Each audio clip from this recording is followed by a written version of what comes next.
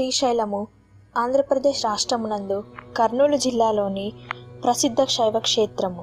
హరహర మహాదేవ శంభో శంకర అంటూ భక్తులు గొంతులతో మారుమ్రోగుతూ నల్లమల అడవులలో కొండగుట్టల మధ్య గల శ్రీ మల్లికార్జునుని పవిత్ర క్షేత్రము. మెలికలు తిరుగుతూ లోయలు దాటుతూ దట్టమైన అరణ్యాల మధ్య భక్తజనులను బ్రోచేందుకు వెలసిన పరమేశ్వరుని దివ్యధామమైన శ్రీశైలం ద్వాదశ జ్యోతిర్లింగాలలో ఒకటి. ఇక్ష్వాకులు, పల్లవులు, విష్ణుకుండినులు, చాళుక్యులు, కాకతీయులు, రెడ్డి రాజులు, విజయనగర రాజులు, శివాజీ లాంటి ఎందరో సేవలు చేసిన మహాక్షేత్రం. పాండవులు, శ్రీరాముడు లాంటి పురాణ పురుషులు పూజలు చేసిన శ్రీ మల్లికార్జునుని పవిత్రధామం ఈ శ్రీశైలం. శ్రీశైల దేవస్థానమునకు రక్షణ కొరకు కొందరు రాజులు కోట లాంటి పటిష్ట కట్టడము నిర్మించారు. 4 వైపులా 4 పెద్ద ద్వారములు, సుదూరానికి సైతం కానవచ్చే బ్రహ్మాండమైన 4 గోపురాలు, అద్భుతమైన కట్టడాలు, దేవాలయాలు నిర్మించారు. శ్రీశైలం భాస్కర క్షేత్రము. ఆధారము గోకర్ణ ఖండములోని గోకర్ణ పురాణము అను సంస్కృత గ్రంథము. శ్రీశైలం ఒక భాస్కర క్షేత్రము. ఆధారము గోకర్ణ ఖండములోని గోకర్ణ పురాణము అను సంస్కృత గ్రంథము.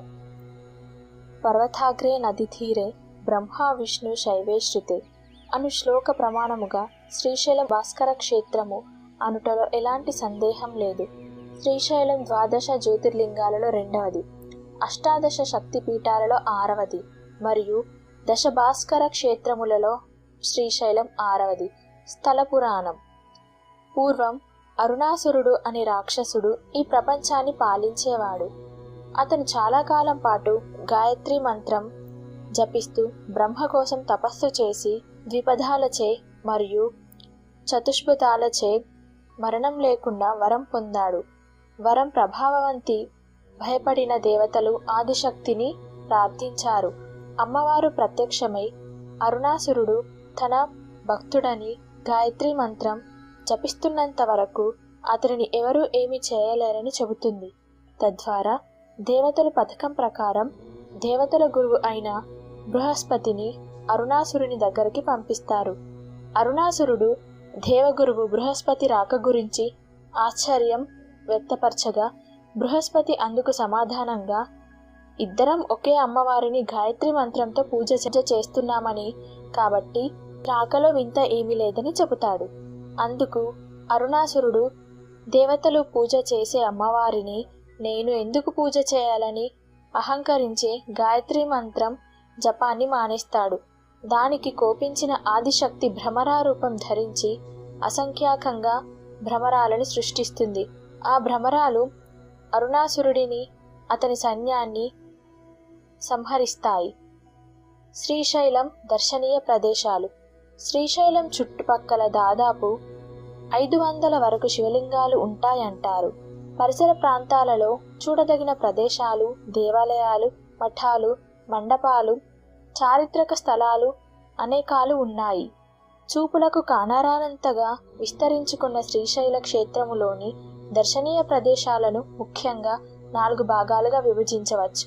అవి శ్రీశైల దేవాలయ ప్రాంతము, సున్నిపెంట ప్రాంతము, మండపాలు, పంచమఠాల ప్రాంతము, అడవిలో గల పర్యాటక ప్రాంతాలు, చారిత్రక ప్రదేశాలు. ఆలయ విశిష్టత. శ్రీశైలంలో దేవాలయాలలో భ్రమరాంబ మల్లికార్జున స్వామి దేవాలయం ప్రసిద్ధి చెందినది. దీనిలో శివపార్వతుల విగ్రహాలు ఉంటాయి. ఇక్కడ మల్లికార్జున స్వామిని శివుడిగా మరియు మాత పార్వతీదేవిని భ్రమరాంబగా పూజిస్తారు. శివ భగవానుడికి గల 12 జ్యోతిర్లింగాలలో శ్రీశైలం ఒకటి కావున హిందువులు ఈ దేవాలయానికి చాలా ప్రాముఖ్యతనిచ్చి దర్శనం చేసుకుంటారు. ఇక్కడ కల మల్లెల తీర్థం అనే జలపాతాలలో స్నానాలు ఆచరిస్తారు. ఈ నీటిలో స్నానాలు ఆచరిస్తే పాపాలు పోతాయని, మోక్షం కలుగుతుందని భావిస్తారు. శ్రీ మల్లికార్జుని దేవాలయం అభేద్యమైన ప్రాకారము, లోపల 4 మండపములతో అపూర్వమైన శిల్ప సంపదతో అలరారే అందమైన దేవాలయము. ప్రధాన గర్భాలయము మాత్రం ఎటువంటి శిల్పాలు లేకుండా సాధారణ నిర్మాణముగా ఉంటుంది. ముష్కరుల నుండి రక్షణ కొరకు కట్టినట్టుగా ఉంటుంది. భ్రమరాంబిక అమ్మవారి గుడి. భ్రమరాంబిక అమ్మవారి దేవాలయము అద్భుతమైన శిల్పకళతో, అందమైన శిల్ప తోరణాలతో కూడిన స్తంభాలతోనూ అత్యద్భుతంగా ఉండును. ఈ ఆలయము ఆ దేశంలోనే అత్యంత విశిష్టమైన శిల్పకళ కలిగిన దేవాలయముగా ఎక్కింది. ఈ దేవాలయంలో గర్భాలయం వెనక భాగంలో గోడకు చెవి ఆంచి వింటే జమ్మనే భ్రమనాదం వస్తుంది.